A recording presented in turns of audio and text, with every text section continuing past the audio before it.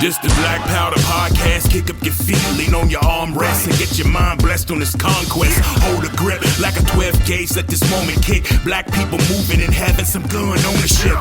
I carry weight, not to keep the camera safe. It's thinking about you, my kids and my parents' faces. The big topics, they don't wanna involve us. Think we're novice, but now we're moving hard with revolvers. This the Black Powder Podcast, let's get it started.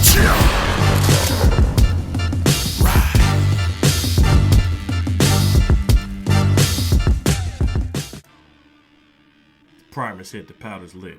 This is the Black Powder Podcast, where we chamber the narrative, light the message, and stay on target. Exploring firearms, culture, and community with the unique perspective of black gun ownership. The Second Amendment is for all, but here we aim to redefine the narrative of black society in the Second Amendment space and terraform the landscape of firearm communities with purpose and power. As always, if you have questions, comments, or would like to be featured on the show, please reach out to blackpowderpodcast@gmail.com and search for us on all popular social media sites such as Facebook, Instagram, Reddit, and more. If you're looking for past episodes, please find us on Spotify, Amazon Music, Audible, and more. Shout out to the supporters: Tactician Fragrances, Tardigrade Industry, Gun Club Radio, Hot Brass Clothing Company, and many more listed below in the information. Time to line them up and knock them down. Alright, let's do this. It's time to get into the follow-up shots. My experience after SHOT Show 2025. My very first SHOT Show that I was able to go to with the assistance of Chris McKenna and his team from Tardigrade Industries. Once again, shout out to y'all again. I really enjoyed my time. It was great. Funny enough, the last day was my birthday, and I was worn out. I was done. I was tired. I see all the memes and everything about SHOT Show and how it drains you all 4 days. And yeah, I experienced it. Thankfully, I didn't get the crud, but yeah. But nonetheless, it was still a very educational experience, and it was fun too. Day number 1, went up to the Venetian, was trying to figure out exactly where the Tardigrade booth is at. This year was located at 60,208, I believe. But nonetheless, trying to find that booth was extremely interesting. As soon as we entered the doorways, trying to find maps and everything else, and some of the people that worked there didn't really know where the hall that we were trying to find was located at. I'll never forget, walked up the main stairway and got kind of lost. Saw that there was I think the 12,000s, 14,000s, whatever. And the whole time I'm over here just like, what the hell is going on? Which way do I go? I'm trying to get my directions. I'm trying to figure out where my positioning is at. There's no topographical map. I'm just like, what the hell is going on? So some dude decided to help out that worked there. They asked him which way we needed to go. And at the very top of the stairs, he's like looking me dead in the windows of my soul. And then he said, you got to go downstairs. Got to go to the right. I'm like, okay. I mean, I know this might sound kind of wrong, but if dude ain't got no teeth, he's already lying to you, because you can only imagine what he told his mom whenever she asked if he was brushing his teeth or not. Anyway, let me not be judgmental. I know that was wrong. But nonetheless, he said down the stairs to the right. So you would think that these directions were, somewhat credible. So here's where it gets even more interesting. Go down the stairs, started to make a right, stop and ask another person if this is the correct way. And this dude, without skipping a beat, said, yep, it's down this way. Make a right. We ended up going down that way and making a right. Ended up in another hallway. He got so lost to the point where I was feeling kind of bad because I was stopping by some of the booths there. We were walking by them, trying to figure out where the 60,000s were at. Weren't even anywhere close to them. I think, if anything, we were near the 70,000s or 80,000s. I don't know. I know there wasn't a 6 in it. So it definitely wasn't where I was trying to go. Nonetheless, as I'm walking by booths that I have an interest in, I'm looking at the people and I'm like, I'll be back, I promise. I'll be back, I promise. So we end up walking back to the hall we came from. And by this time, I think I downloaded the SHOT Show app because I'm like, all right, there's got to be something that can help us out. app was pretty cool because it did have a map in it whenever it did work correctly. But nonetheless, at least there was an option that would literally show you with a green trail and some arrows which way you needed to go in order to find your location. So, hopped on the app, started trying to look around, ended up getting hungry, stopped to get a breakfast burrito and the energy drink. The burrito was okay, but I'm still like, somebody's waiting on us, and we got to go ahead and meet up with them. I don't really want to keep them waiting or anything, but nonetheless, started trying to find a booth again. Ended up asking 5 workers, which they were some of the coolest workers there. We saw them all 4 days while I was there. So talking with them, and one dude was like, "Yeah, I don't quite know. I don't quite know which way to go." And I was like, "If only there was a sign." And then all of a sudden you look up and there's a sign leading towards the 60,000s. So, God is good. But, as soon as he saw the sign, everybody started laughing. And ironically enough, that's when Chris walked out, and we followed him back to the booth after he had was dealing with his some stuff going on with the business. Not going to go into detail, but, he took care of it. Ended up going to the booth.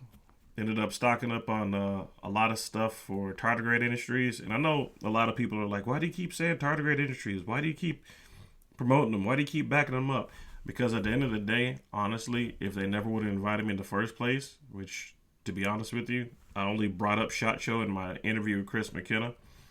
He was the one that invited me. I didn't ask him. He invited me. So I'm like, yeah, cool. I appreciate it, man.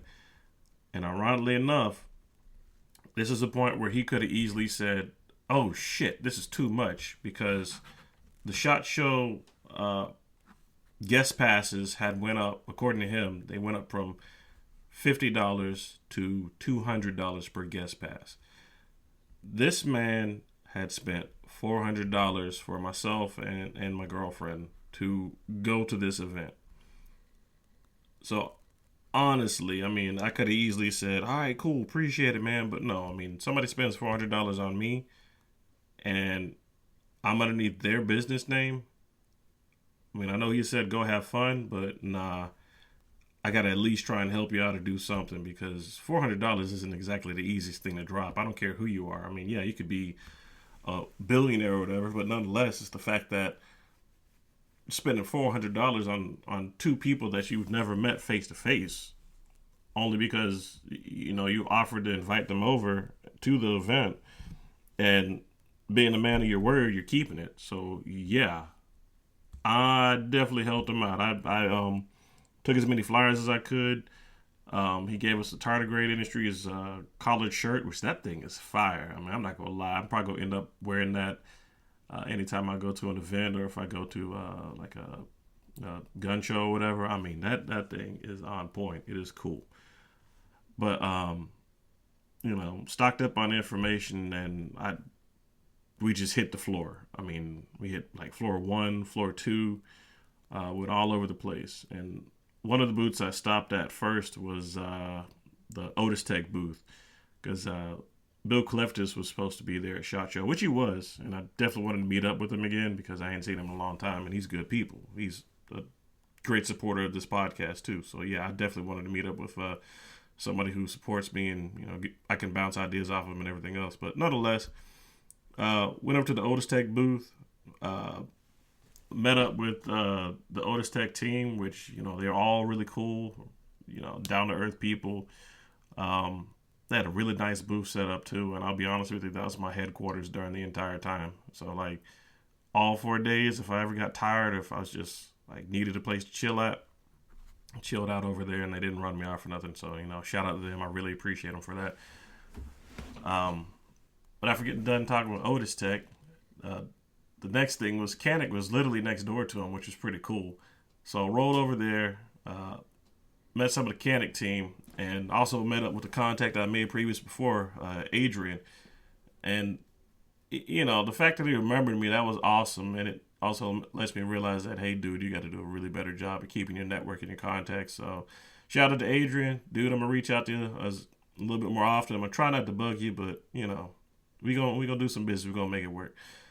But after I got done with Canic, it was just try and go to different booths and go to as many booths as you could. So next booth I went to was EAA Gerson, and I had one of the most coolest interactions there because my girl at the time, she wasn't really too sure about moving on to another firearm.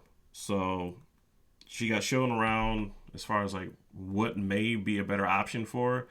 And Gerson has got this firearm that's got a kind of like a ramp type barrel where you can lift the barrel up, insert your round, and then push the barrel back down, and it'll be good to go instead of having to rack the slide. She actually found a lot of interest in that piece as well.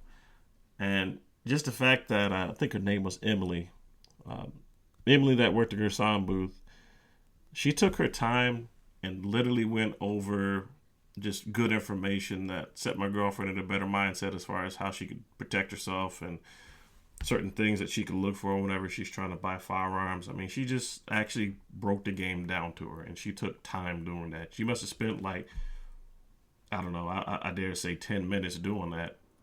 And the fact that you can go to a booth and somebody's actually willing to be down to earth, it definitely makes me want to do more business with them because you're dealing with real people. Now, granted, I know business people are going to have certain mentalities or whatnot, but nonetheless, you're dealing with real people. That means that you want to try their products and you want to conduct business with them, and it just garners loyalty. So shout out to them. I definitely want to do business with them in the future, just like there's other companies I want to do business with in the future as well. But nonetheless, Gerson, because of your customer service and your customer interaction, yeah, I'm definitely interested. Definitely want to do some business. I think we can do some good things together. Really looking at the Disruptor 9, and I got to find out what that firearm was that had that liftable barrel, because I mean that thing looked pretty cool. I'm not gonna lie. They also had like they had a gun on the pimp chain. I ain't even gonna lie, that mess. It was one of the funniest things I've seen in a minute. And it seems like you had some firearm manufacturers coming out with just some pimp stuff, man. I mean, you look up, they got gold guns all over the place, which I'm not going to lie. Some of those guns were actually on point. The drip was real. But nonetheless, Gerson was awesome. They're amazing. And, God, we stopped by so many booths. It's just kind of hard to remember all of them. I do remember mainly that one of the booths I said I would be back to, I went back down the hallway where the guy said, yeah, you got to make it right down the stairs. But, yeah, I went back to that hallway and stopped by the Safari Sun booth, which dude had some really cool hats and some really awesome stuff. I was really looking at a snapback cap with a all-metal engraving, so like basically you could put your logo on the front, and it was really talking to me, and I'm like, I'm probably going to end up getting that. I'm not saying I'm going to stop using Hot Brass Clothing Company, because I mean Hot Brass is that's my company right there. You know, I'll probably reach out and tell them. I'll be like, hey man, I found somebody else, but I still want us to do things too. You know, can we sit down and talk about? You know, I don't. I don't know. I feel like I'm cheating, man. I'm over here talking about cheating on my hat company. You know, Hot Brass is my company. God, I don't know. But who's to say I can't have a plethora of hats? So you know, I mean, my main thing is if that's my company, I'm staying loyal to them, and they're gonna definitely have my business no matter what. So. Shout out to Hot Brass. Shout out to Blake at Safari Sun. Yeah, day one was just... I literally handed out all the information cards that I had for Tardigrade Industries. And killed it. Oh, yeah, the Airbnb drive. I forgot to tell you about that. So I ended up getting the Airbnb on Sands Street, Sands Avenue. I can't remember what it was, but nonetheless, it was a nice looking Airbnb on the pictures. I would probably stay there again, but it's kind of funny because the cab driver picked us up. He's like, "Hey, how y'all doing? All right, first time in Vegas?" You know, making small chat and whatnot. I'm like, yeah, it's my first time. You know, chopping it up, and We're driving down the strip. He drops us off. And it's kind of funny because, like, as he's about to pull off, he's looking in the rearview mirror at us, and he's like, just let y'all know, you might want to you might want to stay inside. Don't come out at night because it's kind of a rough area. We close the doors, and he drives off. God. I mean, when he said that, I made it, because I didn't have my firearm on me. You know, I usually EDC a Canik executive, but nonetheless, I didn't, and I should have, but I didn't look up the carrying laws in Vegas. So, you know, I'm just rolling out there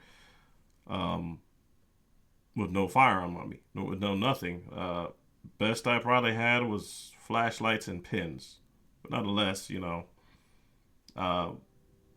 my situational awareness was definitely amped up, and I was paying attention to every single thing. But nonetheless, you know, it's just kind of a funny interaction because he dropped us off. We walked up to a Mexican restaurant, got some really good food, ate those nachos real quick, walked back, and immediately went to sleep the very first day we got there. You know, it was the unofficial first day, so stayed the whole week. But yeah, day number one was just hitting the ground running, promoting tardigrade industries and looking around, seeing some cool stuff.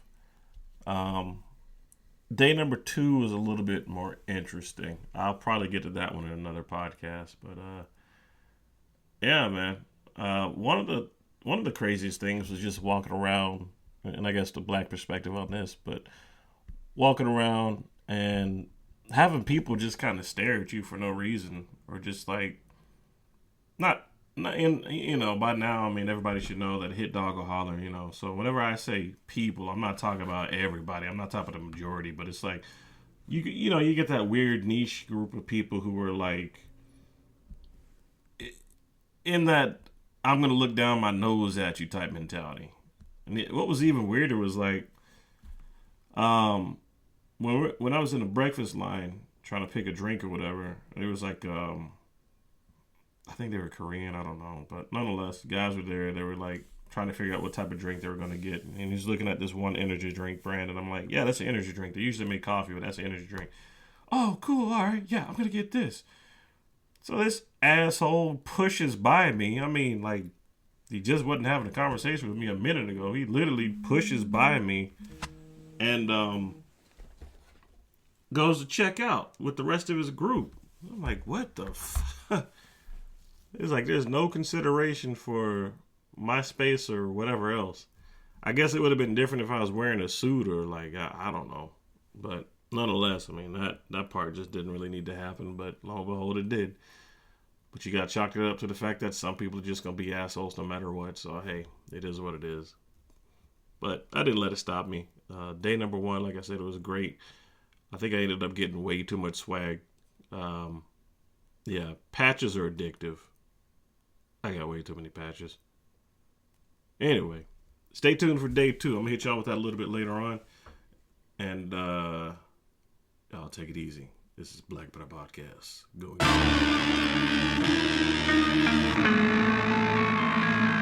This the Black Powder Podcast, let's get explicit. We got the wisdom hitting targets with a marked with precision. We're having fun in the booth, we're running gun for the truth.